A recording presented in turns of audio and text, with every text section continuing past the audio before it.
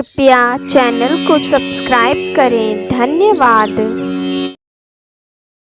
गौरी पुत्र गणेश की जय। जय श्री गणेश जी की। मित्रों, हिंदू धार्मिक मान्यताओं के अनुसार सप्ताह के 7 दिन अलग अलग देवी देवताओं को समर्पित होते हैं और इसी प्रकार से बुधवार का दिन सभी देवी देवताओं में सबसे पहले पूजे जाने वाले भगवान गणेश को समर्पित होता है। ऐसी मान्यता है कि जो भी व्यक्ति बुधवार के दिन व्रत रखता है और पूरे सच्चे मन से भगवान गणेश की साधना करता है, उस व्यक्ति के जीवन में कभी भी धन धान्य की कमी नहीं होती है। तो चलिए मित्रों, गणेश जी को नमन करते हुए सुनते हैं बुधवार व्रत की बहुत ही सुंदर कथा। एक समय की बात है, समतापुर नगर में मधुसूदन नामक एक व्यक्ति रहता था। वह बहुत ही धनवान था और उसके घर परिवार में किसी भी प्रकार की सुख सुविधाओं की कोई कमी नहीं थी। मधुसूदन का विवाह बलरामपुर नामक नगर की एक सुंदर और सुशील कन्या संगीता से संपन्न हुआ था।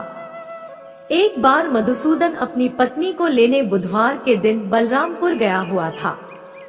मधुसूदन ने अपनी पत्नी के माता पिता से संगीता को विदा कराने के लिए कहा, तो संगीता के माता पिता बोले, बेटा आज बुधवार है। बुधवार को किसी भी शुभ कार्य के लिए यात्रा करना अशुभ माना जाता है। अपने सास ससुर के लाख मना करने के बाद भी मधुसूदन उनकी बात नहीं माना। उसने कहा कि माता पिताजी, मैं ऐसी शुभ अशुभ की बातों को बिल्कुल भी नहीं मानता हूँ। और ऐसा कहकर मधुसूदन और उसकी पत्नी दोनों ने बैलगाड़ी से यात्रा प्रारंभ की।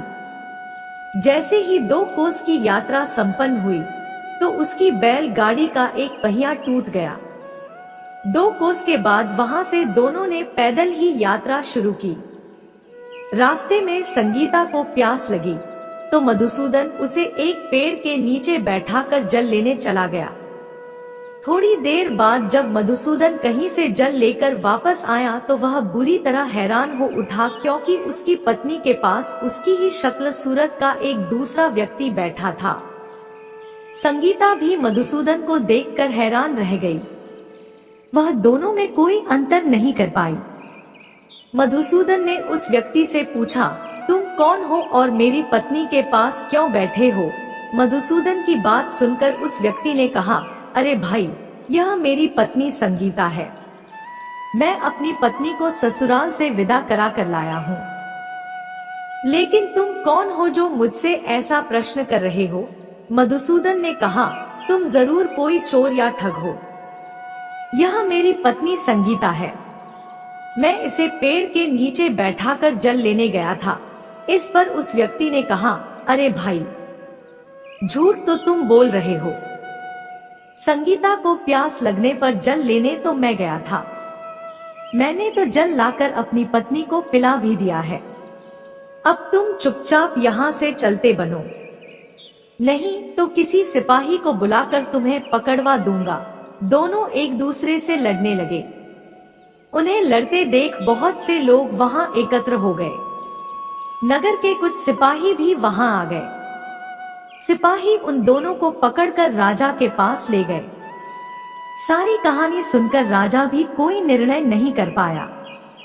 संगीता भी उन दोनों में से अपने वास्तविक पति को नहीं पहचान पा रही थी। राजा ने दोनों को कारागार में डाल देने के लिए कहा।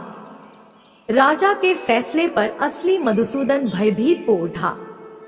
तभी आकाशवाणी हुई, मधुसूदन, तूने संगीता के माता पिता की बात नहीं मानी और बुधवार के दिन अपनी ससुराल से प्रस्थान किया। यह सब भगवान बुधदेव के प्रकोप से हो रहा है। मधुसूदन ने भगवान बुधदेव से प्रार्थना की कि हे भगवान बुधदेव, मुझे क्षमा कर दीजिए। मुझसे बहुत बड़ी गलती हुई। भविष्य में अब कभी बुधवार के दिन यात्रा नहीं करूंगा और सदैव बुधवार को आपका व्रत किया करूंगा।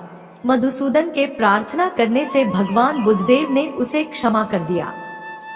तभी दूसरा व्यक्ति राजा के सामने से गायब हो गया। राजा और दूसरे लोग इस चमत्कार को देख हैरान हो गए। भगवान बुद्धदेव की इस अनुकंपा से राजा ने मधुसूदन और उसकी पत्नी को सम्मान पूर्वक विदा किया। कुछ दूर चलने पर रास्ते में उन्हें बैलगाड़ी मिल गई।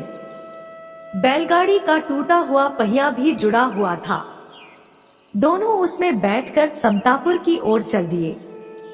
मधुसूदन और उसकी पत्नी संगीता दोनों बुधवार को व्रत करते हुए आनंद पूर्वक जीवन यापन करने लगे। इस तरह भगवान बुद्धदेव की कृपा से उनके यहाँ खुशियां बरसने लगी। इस तरह जो कोई भी स्त्री पुरुष विधिवत बुधवार का व्रत करके यह व्रत कथा सुनते हैं, भगवान बुद्धदेव और भगवान श्री गणेश जी उनके सभी कष्ट दूर करते हैं। यह थी बुधवार की व्रत कथा। तो बोलिए मित्रों, जय श्री गणेशाय नमः।